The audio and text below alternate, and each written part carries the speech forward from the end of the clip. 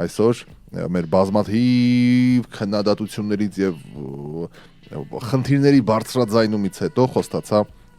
խոսել Հայաստանի դրական կողմերի մասին։ Մի քանիսը ես կասեմ, մի քանիսը դուք կբարձրաձայնեք եւ հուսամ մեր դիալոգը օգտակար կլինի նաեւ մեր լսարանի համար։ Ուրեմն առաջին կարևոր դրական կետերից, որ ցանկանում եմ խոսել Հայաստանում, մանավանդ գիտեք, ռադիոկայանի հեռարձակումները իմ բնակարանից են տեղի ունենում, ես տանս մի սենյակը նվիրել եմ կյանքիս ամենակարևոր գործոնին, այն է ռադիոկայանը եւ հեռարձակվում եմ տնից եւ ուստի տնից աշխատելով այս վերջին ժամանակները հասկացա մի բան, որ ես իրապես սիրում եմ Երևանյան բակ հասկացողությունը։ Իր բոլոր բացասական կողմերով իհարկե, բայց ընդհանուր առմամբ Երևանյան բակ ես սիրում եմ ու կարծում դա Երևանի եւ Հայաստանի դրական կողմերից մեկն է այդ բակային community-ին, եթե կուզեք այդպես ասել, հանրությունը ասեմ, սոցիումը ասեմ, շատ հետաքրքիր կերպով է ձևավորվել եւ գալիս է դարերի խորքից։ Դա իրապես եմ ասում, դարերի խորքից առանց չափս անցնելու։ Ես 12 տարի ապրելով Լոս Անջելեսում երբեք չէի կարողանում հասկանալ, ինչպես կարելի է ապրել տարիներով մի հասցեում եւ չիմանալ հարևանիդ։ Հերիք չիմանալ, առանձնապես որևէ կերպով չշփվես, դուրս գալուց ժպտաս, ողջունես, ասես good morning sir, good morning ma'am, բայց չիմանաս իր անունը։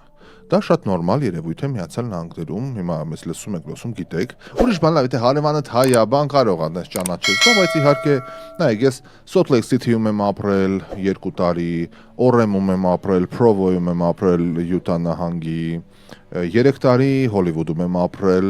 Էդմոնտոնի վրա Սանտա Մոնիկայի անկյունում, 3 տարի ապրել եմ Արլիտայում, են Նորդոֆի պատմությունները, Osborne Canterbury Avenue-ի անկյունում, 3 տարի ապրել եմ Գլենդելում, վերջո, իմ հրաշալի շատ հաճելի տանը, եւ Glenox Grenold-ի անկյունում եմ ապրել, Alameda, վերջո էլի Glenox-ի ու այսպես ինչը բաց թողեցի։ Հենց մի 2 տեղ եմ ապրել հաստատ, բան Նորթ Հոլիվուդում եմ ապրել, որն էր էդի աստված իմ Whitsett, հա, Whitsett-ի վրա,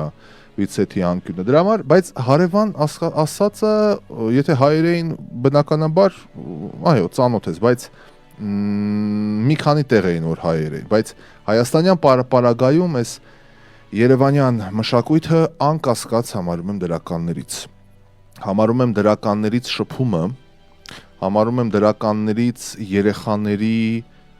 միմյանց հետ ամեն դեպքում խաղ կոչվածը, հա, ճիշտ ասում են, գոռում են, խժում են, այլանդակ լակոտներ, այդ մի կողմ են երեխային գոռում են, ճղում են, մենք էլ ենք գոռացել, ճվացել, մենք էլ ենք ազդել ուրիշի ներվերի վրա, դա հաստատ, այդ իրատեսական լինենք, բայց այն որ ես տեսնում եմ պատուանից, երբեմն իրանց ճվոցները մեր եթերում էլ է հայտնվում, ես կողմ եմ։ Ավելի լավ է գոռան, ճվան, վազեն, խաղան, բան, քան թե վերցնեն Ամերիկայի պես iPad-ները եւ պլանշետները եւ սենց կպած նստեն ու նայեն հիմար ինչ-որ մուլտֆիլմեր։ Էլի, ես իհարկե չեմ ընդհանրացնում, չեմ ասում, որ բոլորը այդպես են, բայց ամեն դեպքում այդ վազել, թռնել, խաղալ, իջնել բակ, վտանգավոր չի, վտանգներ չկա, վայ երեխուս գողանան, վայ չգիտեմ, սևականները չգիտեմ ինչ անեն, վայ հիսպանիկները, բան, այս վիճակը չկա։ Անկասկած, էլ չեմ ասում հերու տնից տեղից, այդ ահաբեկչությունները, այդ կրակահերթերը, այդ բաները, դրա համար այս բակային մշակույթը իր բոլոր դրսևորումներով Երևանի ամենամեծ ձեռքբերումներից մեկն եմ համարում եւ ինչ որ առումով ենթագիտակցորեն դա ազդում է նաեւ ապահովության զգացմունքի վրա։ Այն որ գրեթե բոլոր տներից երևում է դպրոցն ու մանկապարտեզը, դա եւս շատ կարևոր կետերից մեկն է Հայաստանի։ Ու նորից այն բոլոր թվարկածներից հետ մեկտեղ, որ պատուհանից երևում է բակը, երևում է դպրոցը, երևում է մանկապարտեզը, ես շատ ծանոթներ ունեմ, որ իրանց երեխաներին պատուհանից նայում են, ինքը գնում է դպրոց, դպրոցից ոտքով գալիս է տուն, դա եւս այդ կարևոր ձեռքբերումներից մեկն է։ Դրականների շուրջ առանձնացրել եմ, քանի որ հարևանության մասին ենք դեռ խոսում, իրապես այդ հարևանություն կոչվածը։ Դա եւս շատ կարեւոր ձեռքբերումներից է, որ 12 տարի ես Լոս Անջելեսում չեմ տեսել։ Ծանոթ ընկեր, բարեկամ, դա ուրիշ պատմություն է, բայց հարևան, որ դու կարող ես իրապես դիմացի հարևանին, վերևի, տակի, կողքի հարևանին ինչ որ մի բան, ինչ որ իրենց մի բան ակնկալել։ Ես ծանոթներ ունեմ, որ երեխային են անգամ ասում եմ, հատ կնայես երեխուն, չգիտեմ ուր պիտի գնամ, եւ հենց մեր Բաքում կա այդ ձևը։ Այդ մեր Բաքում կա, գիտեք, ես բնակարան եմ գնել իմ մանկության Բաքում, հայրական շենքում եմ բնակարան գնել ու կարևոր ձեռքբերումներից մեկը դա եմ համարում, որովհետև հայաստանյան, երբ որ վերադարձա դրա մասին կխոսեմ անպայման, երբ որ մտածում էի որտեղ ինչ բան, ես լրիվ ուրիշ տեղ էի տունը վերցնում, անգամ կանխավճար էինք տվել եւ այլն, ես լրիվ ուրիշ տուն էի առնում եւ երբ որ հանկարծ իմացա, որ հայրական շենքում է տունը, այդ հարցուակի չէր քննարկվում, որովհետեւ ինձ համար երկար տարիներ դրսում ապրելուց հետո հանկարծ բացահայտել, որ իմ Բաքում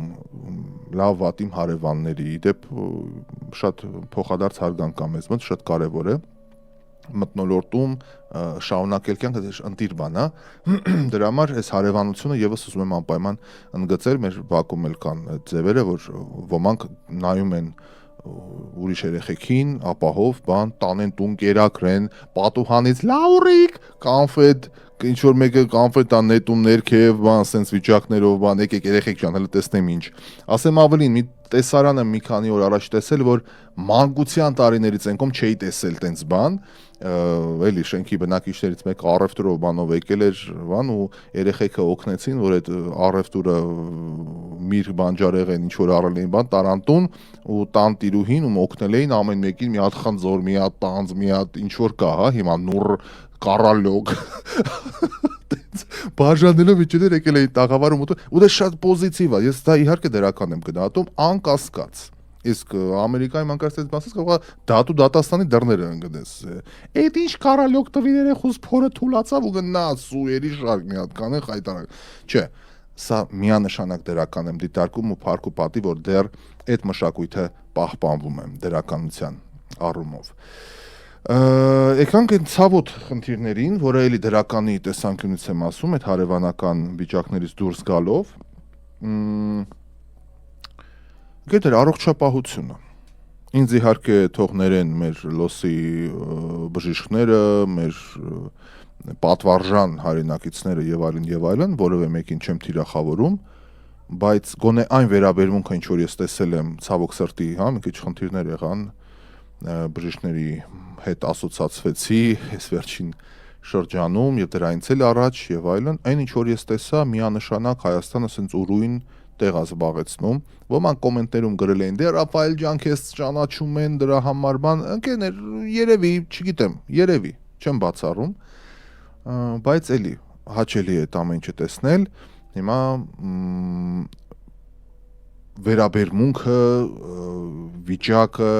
գնային քաղաքականությունը վերջը չէ ինչ որ խնդիրներ ունենաց հերու տնից տեղից իհարկե Հայաստանում փորձեց լուծել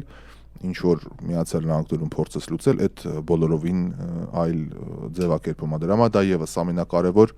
դրական կետերից մեկն եմ համարում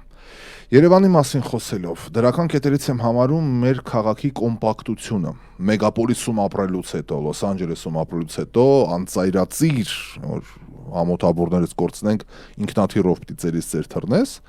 այս ոտով ակետից բեկետ անցնելու մշակույթը, օրինակ ինձ շատ է դուր գալիս, ես շատ եմ քայլում Երևանում, շատ եմ սիրում զբոսնել ու անգամ տեղաշարժվել ակետից բեկետ, լինի դա աշխատանք, լինի դա ինչ-որ մի հանդիպում բան, մեքենա, գնալ, parking, SNN, ես ավելի հաճախ քայլում եմ զբոսնում, շատ հաճելի է, դա եւս դրական կետ եմ համարում Երևանի պարագայում, որ շատ կոմպակտ է ամեն ինչը, մանավանդ փոքր կենտրոնում։ Առաջ որ ապրում էի, չէի գիտակցում, թե ինչքան կոմպակտ է մեր քաղաքը։ Ասենք պրոսպեկտից հրապարակ կամ որտեղից ասեմ, Ռասիայից գնալ Հյուսիսային պողոտա, օй, ինչ մի պատմություն է տաքսիով գնանք, նստեմ մետրո, Զորավար Անդրանիկից իջնեմ հրապարակ, բան, հիմա հասկանում եմ, որ դա այդ մասշտաբներից հետո, հա, լոսի,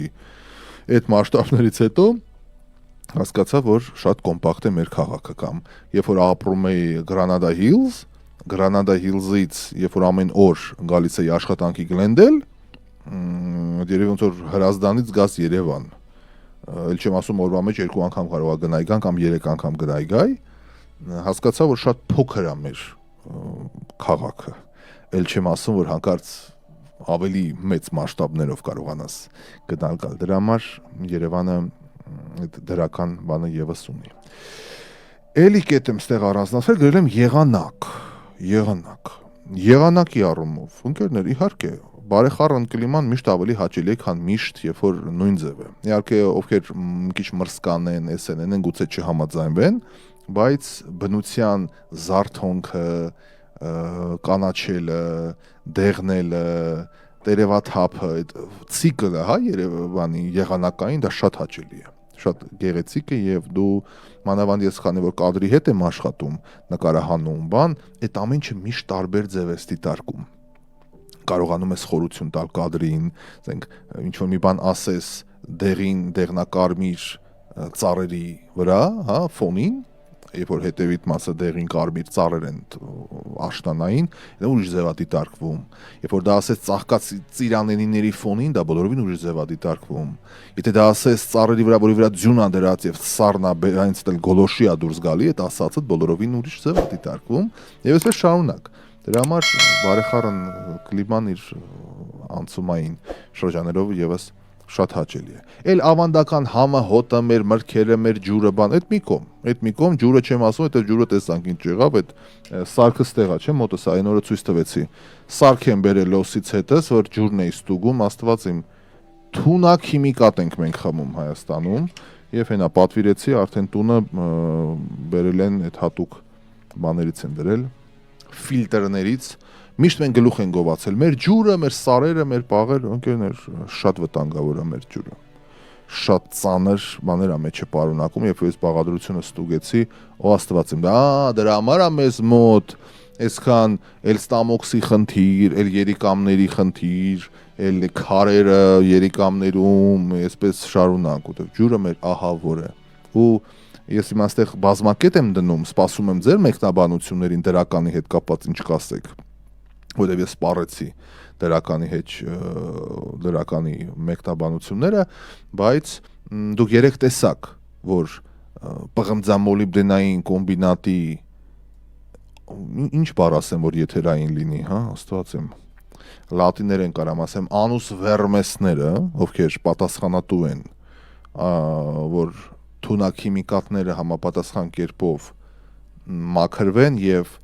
գետ թափվի միայն այն արտադրական մնացորդը, որը վտանգ չի հանդիսանում։ Բռնել էին, հակակոռուպցիոն կոմիտեն էլ հայտարարեց, որ բռնել էին այդ անուս վերմեսներին, ովքեր լատիներեն գիտեն, կհասկանան ինչ եմ ասում, որ կեղծել էին դեբետ գետից վերցրած փորձանմուշները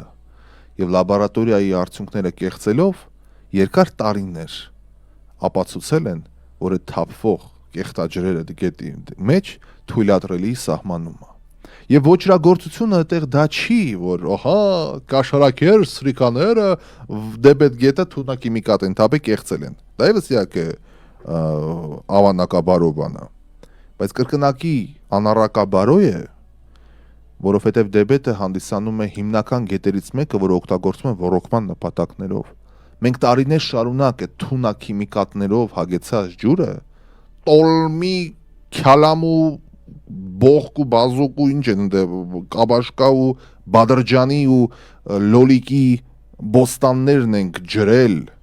եւ հիմա որ ազգի կեսը հերուտանից տեղից անկոլոգիայի մեջ է, մյուսներն էլ ինչ խնդիրներ ունեն, փայծախ ու ստամոքս ու լեղապարկը հանածասաղի, որ օրգանների կեսը չկա։ Այդ դրա արդյունքն է, որովհետեւ ինչ որ մի անառակաբարո անձնավորություն ամեն մի հիմնարկում մի երկու հոգի կլինեն տենսները, սրան սա տանք, սրան նա տանք, կեղծեն եւ այլն չմտածեն ինչ ալինելու ազգության հետ։ Դրա համար որ ասում եմ ինչ որ չարեց թուրքն ու ռուսը, սիրով կանի հայ աննամուսը, գալիս են ընդդիմադդմիկները միտինգների։ Սրա համար եմ ասում, բայց ոնց կարա հայ մարդը։ Սա ահաբեկչություն է։ Սա ահաբեկչություն է։ Ոնց կարող է հայ մարդը իրեն հարգող մարդը չմտածել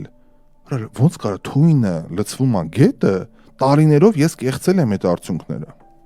Հաղորդագրություններ ունեմ։ Ինչ գեղեցիկ ես նկարագրում հայկականությունը, ես ինքս էլ գնացի մանկության բակը, դե հա, մանկության բակը միշտ հաճելի է, ինչ խոսք, բակը ինքնին հաճելի է։ Եվ էլի, քանի որ ես խոստացել էի, որ լինելու է դրականի շուրջ մեր քննարկում, ես բարբերաբար ինչ հիշել եմ, այստեղ նշել էի ու ընթերցեցի, էլի եմ ասում, եթե կան կոմենտներում ավելի դրական բաներ, կարող եք ավելացնել, որովհետև ես լրահոսին անպայման անդրադարձ պիտի կատարեմ, այն ինչ որ տեղի է ունեցել այսօր դրա մասին եւս խոսելու ենք դրա համար։ Ուրախ ենք ձեզ նորից տեսնել, հարգելի Ռաֆայել Գոհար Կարեյանն է ասում, բայց ինչ ուրախ եմ, որ դուք լսում եք FM 107.5 HD3 Los Angeles Arm Music Radio։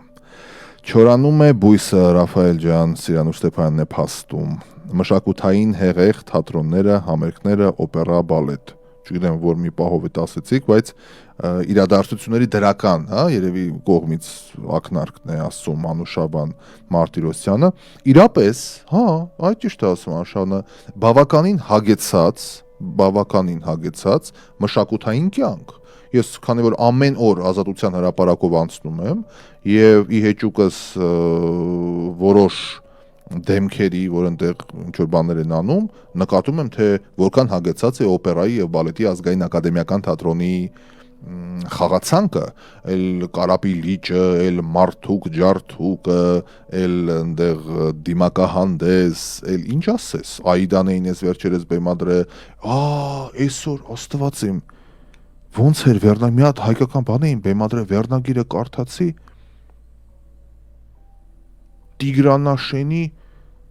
Տիգրանավանի մետոստազները, բան սենց մի հատ վերնագիր,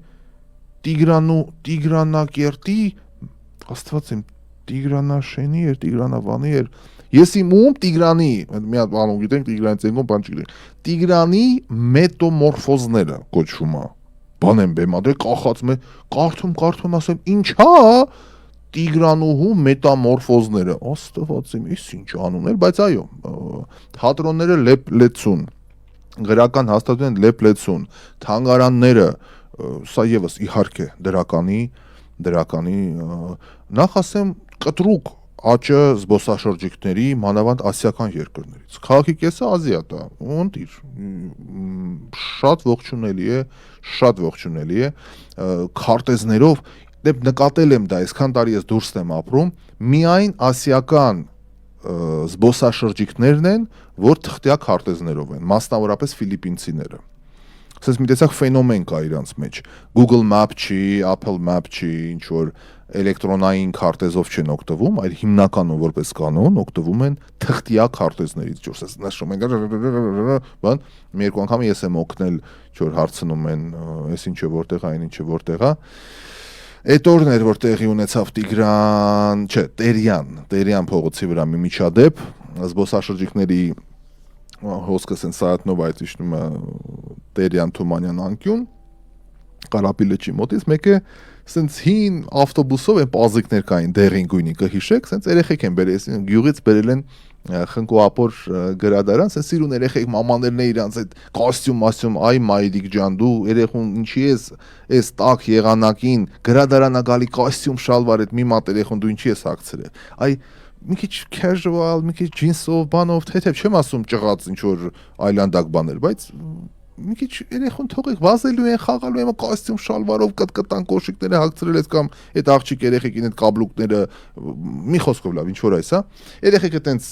մտնում են խնկոապոր գրադարան, ես էլ ուրախանում եմ, ասում, տեսեք մանկուց ընթերցանությունը զարգացնենք, բալարիկ, ընտիր, մեկ էլ մի հատ նիվա են այդ նիվեն, այդ զուրնադը, հոլով այլանդակ այդ մեքենա, մալիրովնի կաստրոլ կեկը, եկան, ման, աղբերս ասում եմ, կանգնեց, այ մարդ, մեկը ասեն, աղբերս, էսի որ դպրոցնա, որ, ասում եմ, ընգեր ջան, սա դպրոց չի, սա խնկոապոր գրադարանն է, մորո, սուզ նայեց ինձ, ում աղբոր չէ, խնկոապոր գրադարանն այ, բլե, ու նա հեռացավ, կրկին,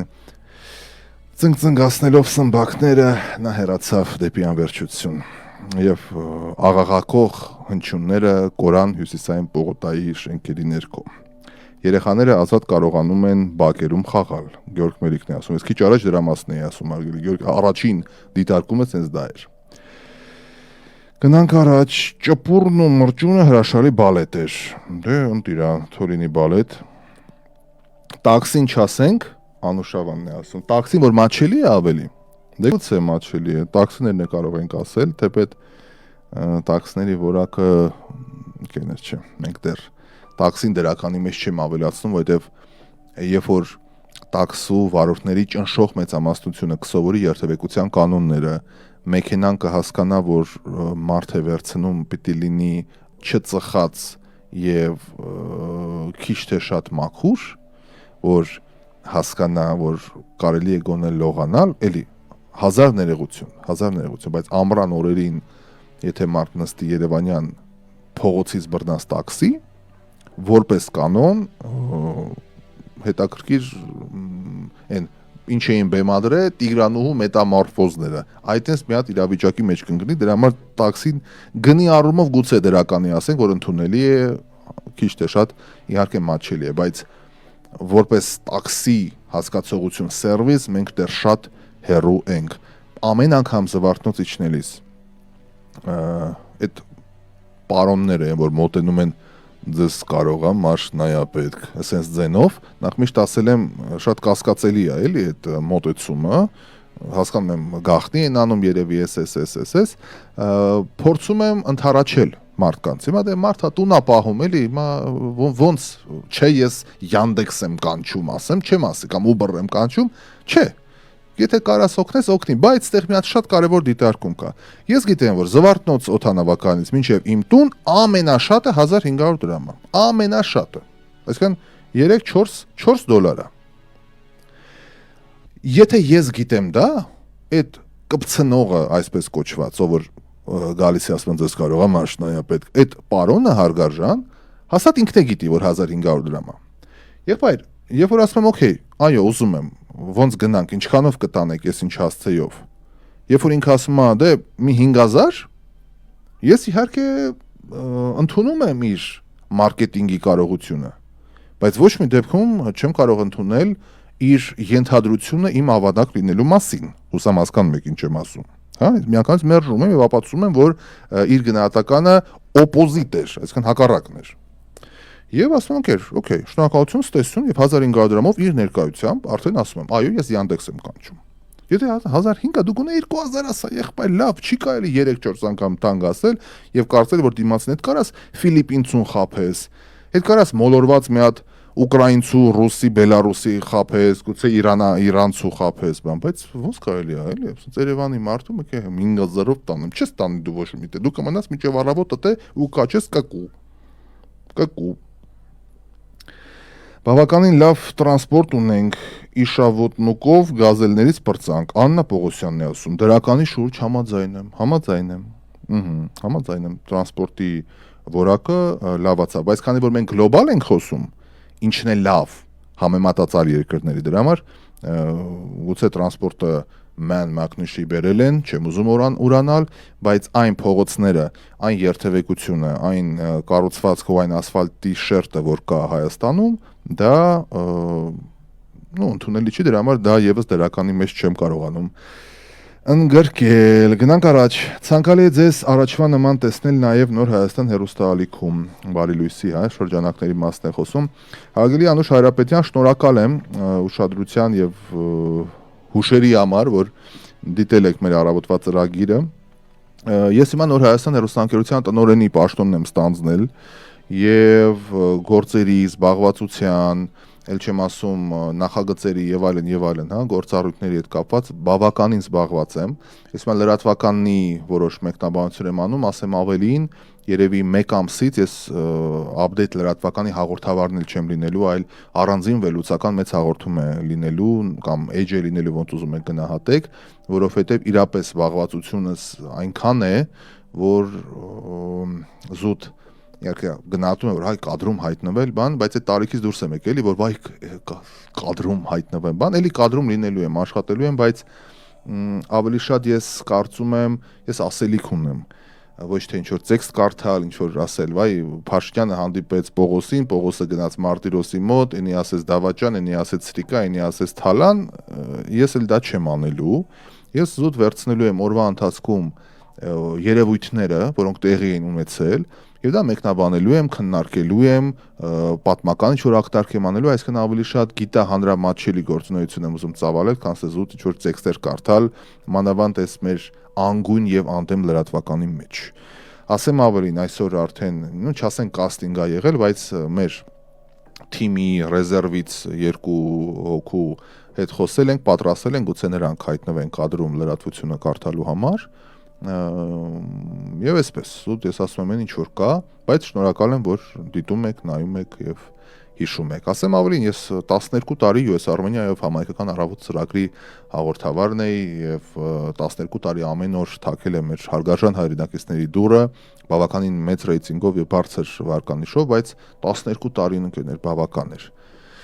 Դրա համար հիմա ավելի շատ կազմելու, ղեկավարելու, առաջնորդելու, գիտեք, Հայ-ամերիկյան մեդիա ակադեմիայի մեծ դասընթացներ են, դասավանդման process-ների մեջ եմ եւ այլն, կարծում եմ հիմա շատ ավելի կարեւոր է դա։ Մեզ պետք են կադրեր, մեզ պետք են մարդիկ, ովքեր կներգրավեն, կլինեն իրապես իրենց մասնագիտության տերը եւ այն։ Այսօր ազգային ժողովում մի հատ խայտարակ բան ա եղել, էլի լրագրողի մասին, քանի որ խոսք եղավ,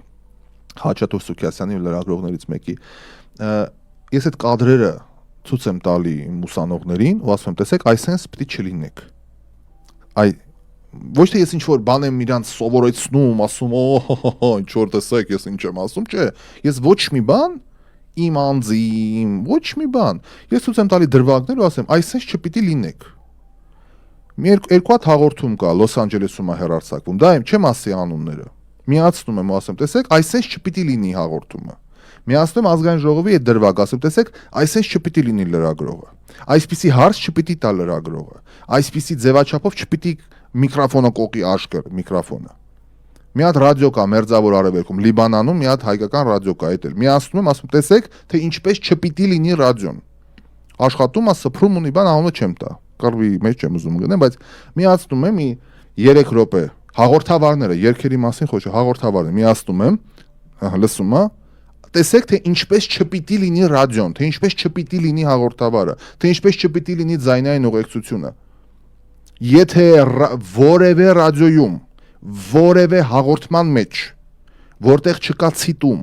այսինքն ես չեմ ցիտում նախագահին կամ ցիտում եմ ինչ-որ դեպարտամենտին, ինչ-որ մեկին չեմ ցիտում, եթե ես հաղորդավար եմ ու ես կարդում եմ թղթից, այդ հաղորդումը չպիտի ընդհանրապես լինի, որովհետև ռադիոյում, մեդիայում պիտի լինեն մարդիկ, ովքեր կարողանում են արագ շարադրել մտքերը։ Եթե մեկը մտավ եթեր ու թղթից կարդաց բարև ձեզ, դուք լսում եք այս ինչ բանը, անջատեք ու փախեք։ Հարգելի ռադիոլսողներ, հարգելի մեդիայի կոնտենտ սպառողներ, դուք եք, այս դարը այտենց է, դուք եք պահում ցանկացած մեդիա հարթակ։ Դուք եք պահում ինձ, դուք եք պահում Ar-Music-ը, դուք եք պահում մյուսին, ինչ որ կա մեր շուրջը, դուք եք պահում, որովհետև ոչ մեկ չի կարող մեդիա պահել, պահվում է գովազդով, ձեր շնորհիվ։ Եվ երբ որ դուք ֆինանսավորում եք, գովազդ եք դնում միտեղ, որը բառացիորեն վտանգ է ներկայացնում, դուք նպաստում եք այդ վտանգին։ Դրա համար եմ ասում, ցանկացած գովազդատու ինքը շատ լուրջ պիտի մոտենա, ինքը ուր է տանում այդ փողը։ Այդ 1000-ը, 2000-ը, 3000-ը, 5000-ը, 10 չգիտեմ ինչքան որ 500-ը, ինչ որ փակեջով որ դուք բան եք գնում, դուք պիտի հասկանաք ուր եք դուք տանում այդ փողը, ինչ է լինում այդ փողը, ինչ նպատակի է ծառայում այդ փողը։ Ես ունեմ բազմաթիվ ընկերներ տանում են դնում են player-ի մեջ գովազդները։ Player-ի մեջ, ասում եմ, ախպեր ջան, YouTube-ում դիր այդ փողը։ Player-ի մեջ ինչի ես տանում։ Մեզ մրցակից բանին ինչի ես դու տանում player-ի մեջ դնում, որ ինչ լինի, որ մեր գովազդն է պակասի, 10 հոգու տուն ենք պահում բանում Լոս Անջելեսի պես օտար երկրում մարդիկ քանի ընտանիք է ապրում հենց մեկը մեր ռադիոյի շնորհիվ օտար ափերում հայապահպանությունը օքեյ մի հակապետական մի ամբարո մի վտանգող մի սադրող որևէ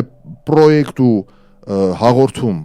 լսած կաք ինձնից կամ մեր ռադիոյից մի բան էլ ֆիլմերից ենք ցիտում, էլ դասականների ենք ցիտում, լրահոսը հեղինակային լրահոս ենք արտադրում, 2 հեղինակային հաղորդում ամեն օր 2 լայվ։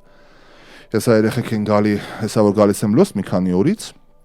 շատ ուժեղ տեխնիկա ենք օրդեր արել եւ հիմա mēs մեր նոր պավիլյոնում տեխնիկա ենք սարքելու եւ մեր երկրորդ մասնաճյուղն ա լինելու նոր ձայներով բանով, այսինքն ասել եմ, քանի կան գործընկերները մենք աճում ենք։ Փառք Աստծո, ամեն ինչ հրաշալի է, գնում ենք միասին առաջ եւ դրա համար քանի կակ միասին զարգացնելու ենք։ Հարգանքներս Ռաֆայել ջան, ողջույն, Դավիթ Դերբենջյանը իմ լավ ընկերը, Դավիթ ջան, ուրախ եմ, փոխադարձ հարգանքներս, շատ ուրախ եմ, որ այստեղ ես, լսում ես եւ մեզ հետ ես։ Ողջունում եմ, ողջույն, ես Հունաստանում 31 տարի եմ ապրում, շատ ուրախ, բարի ժողովուրդ են, ուտող խմող, բայց հարևաններ չեն ճանաչում։ Գագիկ Խալաթյանն է ասում, դե ինչ ասեմ։ Ուտող խմող են, լավ է, Հունաստանը ինձ համար շատ կարևոր երկիր է, շատ հարազատ երկիր է, իմ կյանքի կարևորագույն երկրներից մեկն է, Գանձիս հետ իմ կյանքը, իմ միությունը սկսել է Հունաստանից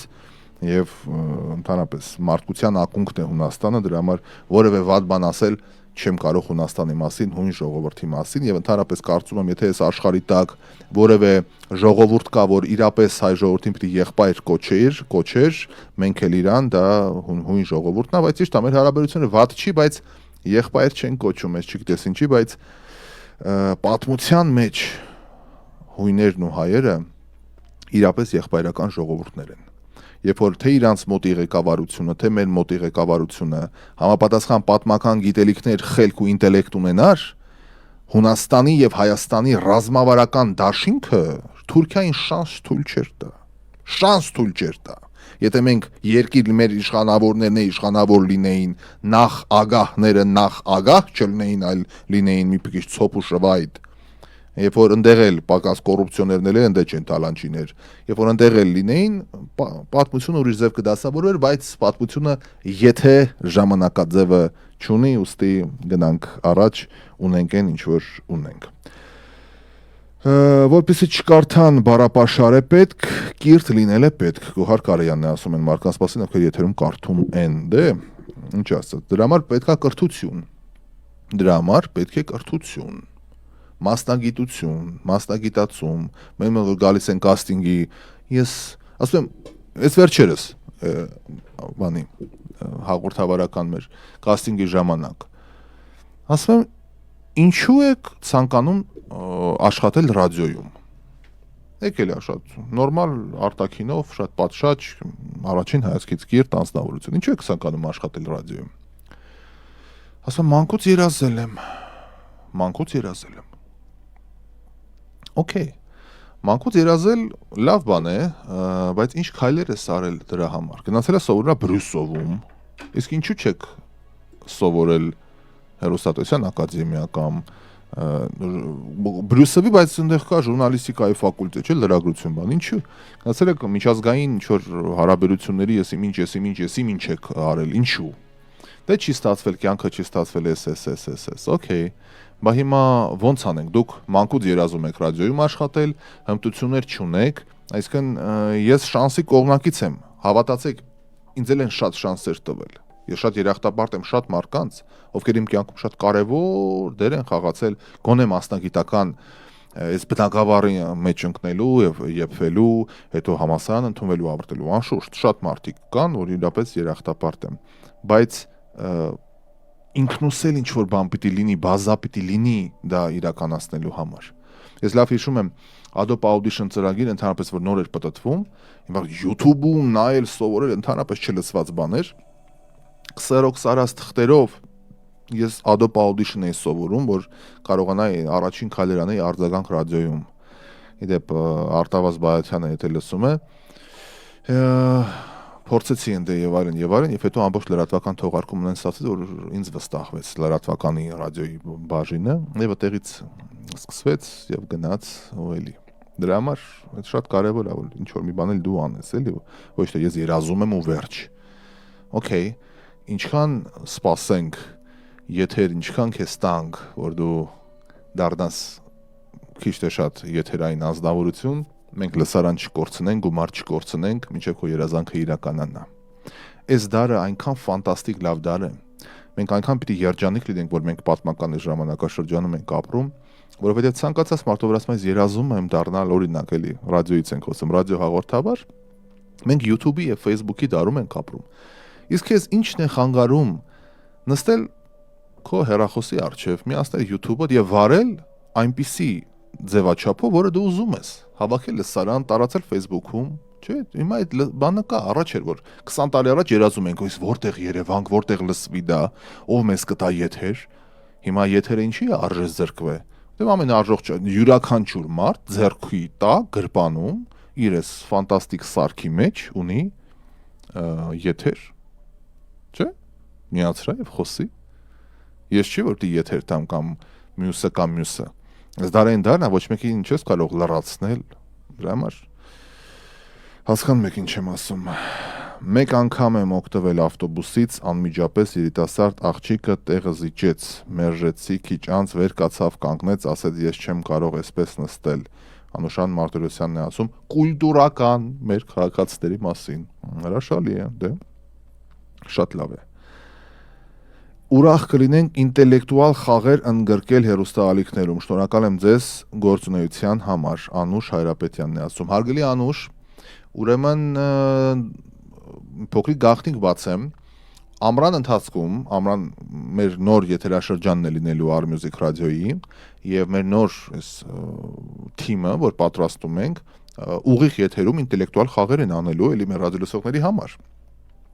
Մենք ռադիոյի շրջանակներում նոր ձայներով երկու հրաշալի աղջիկ, անունները դեռ չասեմ, շատ գեղեցիկ սերի ներկայացուցիչներ միանում են մեր թիմին եւ ինտելեկտուալ խաղեր են անելու on-line հատուկ ձեզ համար, այնպես որ լինելու են անպայման։ Հայաստանում ձեր նման խելացի ու կիրթ երիտասարդները շատ են պետք, որպեսզի երկրում մի բան փոխվի, ջերմ խոսքեր, ամոթ հաբուրս կորցնում եմ, ուսես լավ բաներ եմ կարդում եթերում, շնորհակալ եմ, չգիտեմ լավն եմ, վատն եմ, այն եմ ինչ կամ ընկերներ։ Սարգիս Ղուկասյան, Բարի Լուիս Սուեննայսից, ողջույն։ Օ, Սիլվա Մինանյանն է այստեղ, Սիլվա Մինանյան, հարգելի տիկին Սիլվա, ջերմ բարևներ, կարոտած բարևներ, ուրախ եմ, որ դիտում եք եւ այստեղ եք։ Ռաֆայել ջան, Ամստերդամի օդանավակայանի դիմաց լրիվ ձեր ասած դալարիկ գյուղն է, գոռում են բառացի, ամեն օր աշխատանքից վերադառնալուց ասում են մերոն գոնե շշուկով են ասում տաքսի պետք է, այստեղ գոռում ղժում են։ Մելինե Մելիքյան, դե ինչ ասեմ, ամենտեղ կա էլի մի բան, հարուստ եւ համեղ խոհանոցը դրականի մեջ ասում է Հեմյան անունով օգտատերը, ցանկալի ձեզ առաջվա պես տեսնելու, բավականին լավ տրանսպորտ, ընտիր, Ռաֆայել Մնացականյան, ձեր հումորը արտակարգ է, Զարա Թապալցյանն է ասում, ռադիոյում ես կանտարի աշխատել եմ հումոր չունենամ, իդեպ շատ կարևոր բան է հումորը ռադիոյում, հումորը ընկերներ, եթերում, ես որ այդ կացին դեմքերը տեսնում եմ, այն որ ասում եմ, չէ, ուսանողներից մի ասում եմ մի հատ ռադիո կա, արտասամանյան, բայց հայերն են աշխատում, դրսից Սփյուռքի ռադիոներից մեկն է, որ ես միացնում եմ, ասում երեխեք, նայեք թե ինչպես չպիտի լինի, ասեմ ավելին, 20 տարի առաջ ես այնպես չպիտի լիներ, 30, չգիտեմ երբ պիտի տենց, չպիտի լիներ, ու էլի,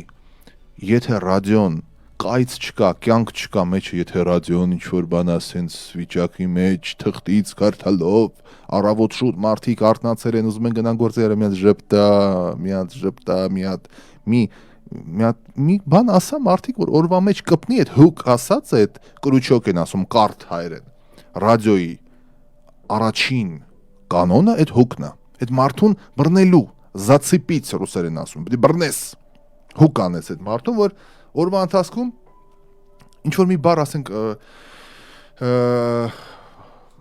շրջանառության մեջ ես դնում,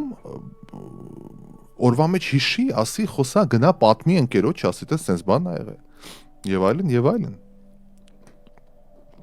Ռաֆայել ջան,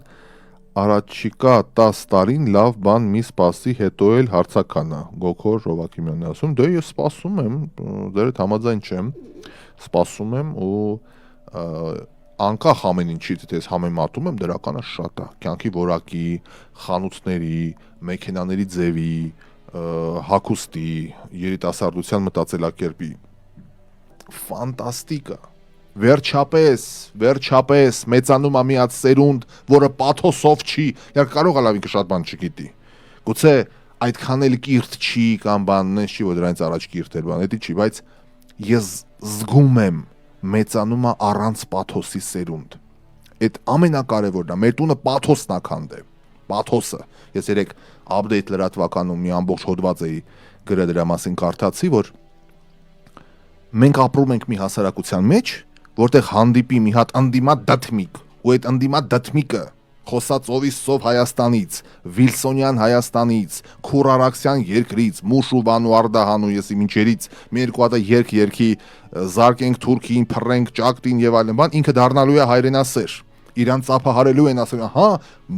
Պողոսյան վարչապետ կգոռա մի հատ ծյոց անպայման։ Եթե այդ նույն ընդդիմա դդմիկի կողքին հայտնվի մի հատ մարդ, որ ասի, այ սրիկա խափե, բա այտենց ասելով ես տունդ քանդե, արի երկիրը, որը կա, որը միջազգայինորեն ճանաչված է, որը վիճարկելի չի, որ ամբողջ աշխարհը ճանաչում է, արի մի հատ անենց երկիր դարձնենք, որտեղից մարդիկ ոչ թե կփախնեն, այլ մարդիկ կգան, կսարքենք մի հատ անենց երկիր, որտեղ իր ողջ գիտակից կյանքը ծանր կյանքով աշխատած մարդը արժանապատիվ աշխատավարձ ու թոշակ կստանա, երեխեքը պատշաճ կրթություն ստանանք ու դայակը, կարակն ու պեսոկը չի գողանա մանկապարտեզից, իսկ հաշվանդամություն ունեցող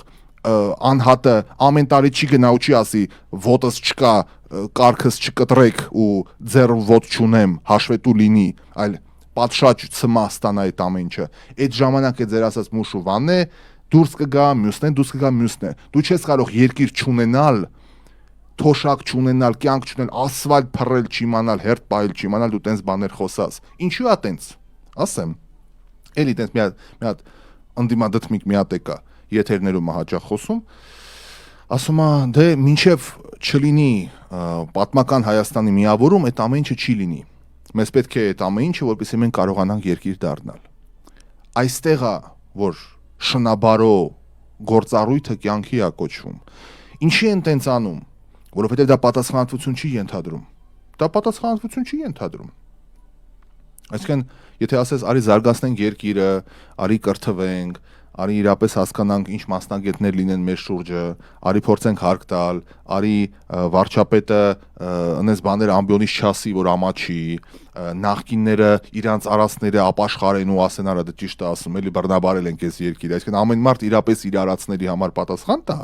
դա լուրջ քայլ է, ոչ ոք չի անի տենց բան, բայց միշտ հեշտ է ասել Մուշուվան, զարկենք, փռենք գետնին եւ այլն եւ այլն, եւ արդյունքում ովա փռված, դու ասֆալտ փռել չգիտես, դու թուրքին ոնց ես փռելու։ Մեռան ես Ֆուչիկի փողոցը ասֆալտելով, ամեն 3 ամիսը մեկ ասֆալտում են, այդ ասֆալտապատ մեքենայի չափով փոսը ավելի է մեծանում։ Այդ ոնց եք ասֆալտապատում։ Ասում եմ ձունա եք, զանգում եմ քաղաքապետարան, թաղապետարան, ասում դուք չեք ամաչում։ Ինչ է պատահել։ Ինչ պիտի պատահի, ասում եմ ամեն 3 ամիսը մեկ այդ անելու բան է, բերում եք զուտ ու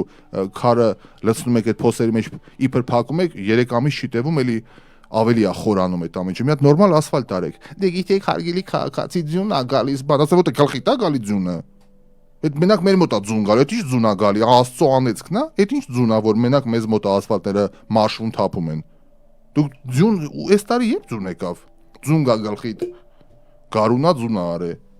Այս sense վիճակ, ամեն տե։ Գնացինք առաջ։ Ապրես Ռաֆայել։ Ահա, շնորհակալ եմ Նանո Բարսեղյան։ Ձեր ուսանողներից շատ մեծ հույսեր եմ սպասում, որովհետև ճիշտ ասում են ուշում են ստանում։ Դե, երևի, ես մեդիայի բնագավառում եմ փորձում նրանց ուղղորդել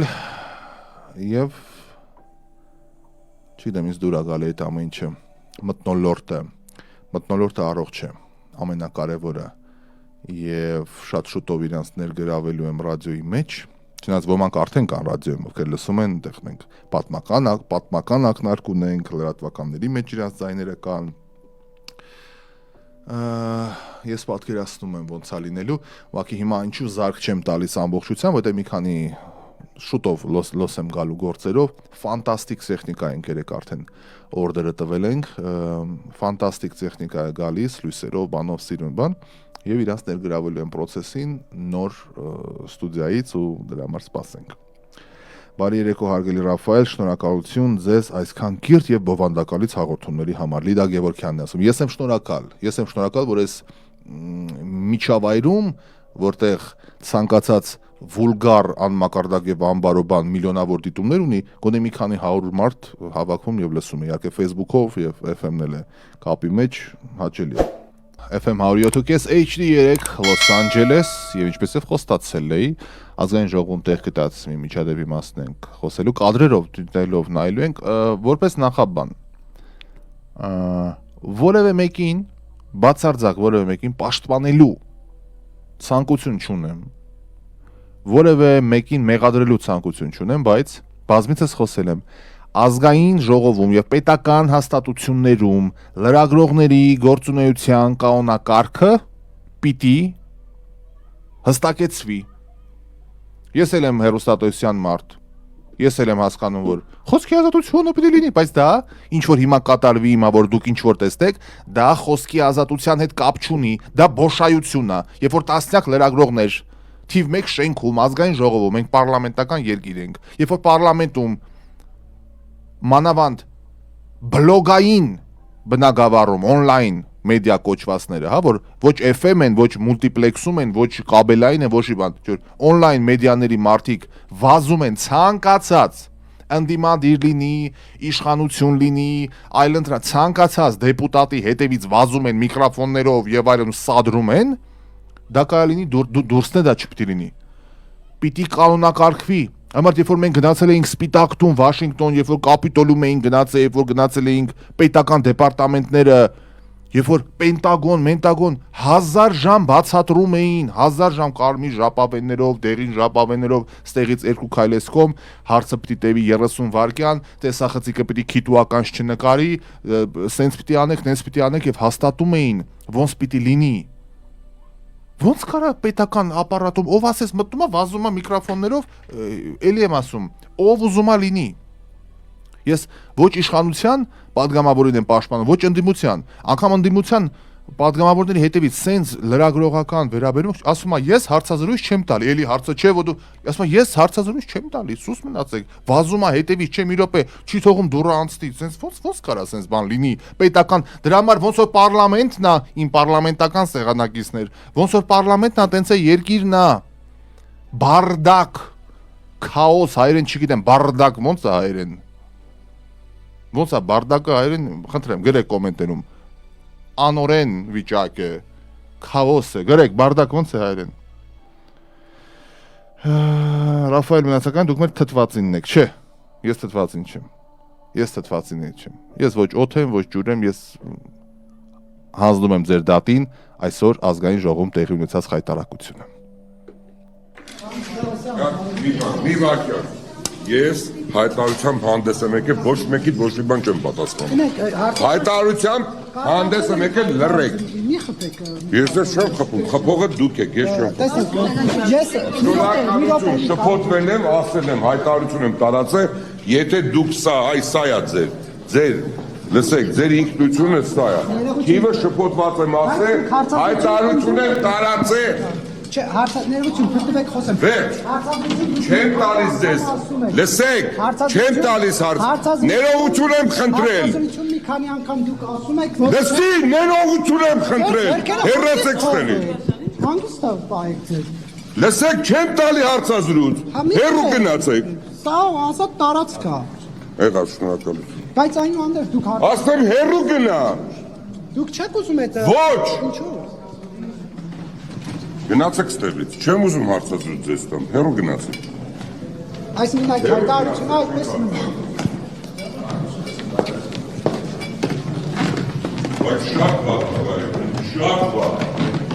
Ուզա, լսեք, ես հիմա, լսեք, դուք շատ վատ մարդ եք, 100 անգամ ասում եմ, դուք ձերն եք անում, որտև դուք փող եք աշխատում ձեր, լսում եք, ձեր YouTube-ներով ուզում եք շատ մարդ նայի, բայց ես ձեզ մարդկային ասի, շփոթվել եմ, դուք այլ հարց չեք տալի, լռեք։ Դուք հարցազրույցում մի քանի անգամ պնդում եք։ Քանի անգամ եք ասում։ Որտեղ շփոթված են ուղեղից մեջ ասում էին դա, որտեղ կիսել են ես, երբ որ եղել են պայթունի դեպքը, այդ 400 քանիսն են մեջ, պայտակ այդ 210-ով 10 ասեցի, սա է եղել, որտեղ ես ուզում եի ասեի, որ ենքանը չեն զովել, մարդիկ պայթունից էլ են զովել, բայց մարդ եմ, ուղեղից մեջ այդ թիվներ եղել, դեն շփոթված ասեցի, ներողություն եմ խնդրել, լավ անարմար չի, հիմա սավանակ ձև ասում եմ, ոչ շփոթվել եմ, ներողություն եմ խնդրել, որովհետև մարդ ես ուղեղից մի թիվ է լինում, պատահաբար դա ես հայտարարում, որովհետև իհարկե ես առաջի 11 հոգին էլ եմ հիշում, որ ազգային անվտանգության տղեկը մած, մոտս դե տպավորությունը բան եղավ, Էս ա եղել, հիմա ինչ եք ուզում, մարդ եմ, չէ՞, էս տարիքի ներողություն։ Ես երեք ներողություն եմ խնդրում, երեք ես ներողություն խնդրեցի, հրապարակեցի, որտես մեքենայի մեջ եմ հիշել, ասի, բայց մի րոպե 10 ասեցի, ու տենց գնաց, ասի, զանգեցի մեր տղաներին, ասի, մենք ճշտեք, ոնց որ դեռ սխալքիվ եմ ասել։ Էս ա եղել պատմությունը, ասի, հայտարարություն անենք, ներողություն խնդրենք, մեր եղբայրներն են, մեր քույրերն, ինչի մասին է խոսքը։ Մարդ ես, ուղեղիդ մեջ այդ թիվն ա եղել, դա ես ասում։ Հիմա սա դարձնել ինչ։ Ընկերներ, հա, ու սենց շարունակ, էլի, վերադառնալով ու ամփոփելով մեր զրույցը, սա առաջին անգամը չի։ Պարոն Սուքիասյան, էլի, ես ոչ ձեր իրավաբանն եմ, ոչ մեկին ուզեմ պաշտպանեմ, ոչ ասում եմ մեղադրեմ, դուք պատգամավոր եք, մեծամասնության պատգամավոր եք, որպես լրագրող հասկանալով, որպես մեդիայի մարդ հասկանալով ինչ հետևանքներ սա կարող է ունենալ, ես ես առաջարկում եմ նախաձեռնել պետական կառույցներում լրագրողների գործառույթի կարգավորում։ Օրենք պիտի լինի, սենց ոնց կլինի։ Եկեք ամեն օր գոռան ղժանք, բան չի կարող, վերջերիչը պետական ինստիտուտները պիտի հարգվեն, թե չէ, չասեմ ով գա, ով չգա, ինչ բան, չէ, խոսքի ազատություն, հարցերը թոտան բան, բայց ձև կա, այդ ամեն ինչը ձև պիտի ունենա, նորմատիվ պիտի ունենա, թե չէ։ Այսքանը այսօրվա համար, շնորհակալ եմ բոլորին ուշադրության համար, հարգելի բարեկամներ, մեր տեսանկյունից անցնող շաբաթը այսպիսինն էր։ Հաղորդման առաջին հատվածը միայն դրական էր ուղղված, կփաստեք, որ խոստմանստերը եղավ։ Հանգստացեք երկու օր լավ հանգստացեք եւ երկու շաբթի օրը կգանք շարունակենք մեր զրույցը ճիշտ այնպես ինչպես այս տարիների ընթացքում անում ենք։ Բարի այստեղ բազմաթիվ դրական կոմենտներ կան։ Ինֆակտի են հասցնելու, էս են անելու։ Դե հա։ Պիտի են կանոնակարգվի։ Ինչքան ղժղժան, ճվճվան, փողոցից հավաքած մարդկանց տանում են ինչ ասես անում, դրա համար այսօրն ենք։ Այո, մեծ մասը այս բնակավարի կրթություն չունի։ Ես գիտեմ կառույց, որտեղ ասում էր, վայ այս աղջիկը ասում է բետոնը կծակի, տանենք միկրոֆոն տանք, թող գնա հարցեր տա։ Մեզ բետոն ծակող պետք չի։ Լրագրողը հասարակական կարծիք թելադրող է։ Լրագրողը անմիջական ազդեցություն ունի հասարակական մոտեցման վրա եւ ցանկացած խնդիր կարանես ներկայացնի, որ քաղաքացիական պատերազմի կարա հասցնի։ Լրագրողը պրոպագանդիստ չպիտի լինի անշուշտ, բայց ինքը պիտի հասկանա պատասխանատվությունը խոսքի, երբ որ մի բան ասում է եթերում։ Իսկ մեզ մոտ ինչ որ նարատիվներ են հորին է իրանք մարտիկ են հրճակե, ինչ մարտիկ բան։ Մի մարդ կա։ Այդ մարդը Ղարաբաղում էր եւ այդ մարդը պարտված։ Ուրիշ մարդ չկա։ Հիմա ոնց ասեմ, հասարակությանը համերաշխեցնելու, կարգ ու կանոն թելադրելու ժամանակն է։ Իսկ այդ բառը մի անգամ ասեցի, լեզվի պետակային զանգեցին։ Փորձեմ տես ասում են կա Չ դերասան։ Չ դերասան։ Դա դերասան չէ, Չ դերասան, Չ դասատու է, անկարգ։ Լրագրողը Չ լրագրող չի լինում, լինում է Կ լրագրող։ Հասկացաք ինչ եմ ուզում ասեմ։ Եվ այս Կ լրագրողները շատ վտանգավոր են մեր հասարակության համար։ Ավել բան չեմ ուզում ասեմ, եթերը չգան ուրիշ ձևաչափի 18+ սարքեն, դրա համար ասում եմ ցտեսություն եւ համբերություն իմ ժողովրդին, մենք կհանդիպենք հաջորդ թողարկմանը։ Սա յոգա ուղեղի համարն է։ Ես Ռաֆայել Մնացականյանն եմ, Լոս Անջելեսի առաջատար հայկական ռադիոկայանը Arm Music Radio-ն։ Շնորհակալ եմ ուշադրության համար։ Յոգա ուղեղի համար Լոս Անջելեսի հայկական ամենալսելի թոք շոու։ Լսել, մտածել, գիտակցել ու հասկանալ։ Յոգա ուղեղի համար։ Ռաֆայել Մնացականյանի հեղինակային ծրագիրը ամեն ուրբաթ առավոտյան 8:08-ին։ Յոգա ուղեղի համար։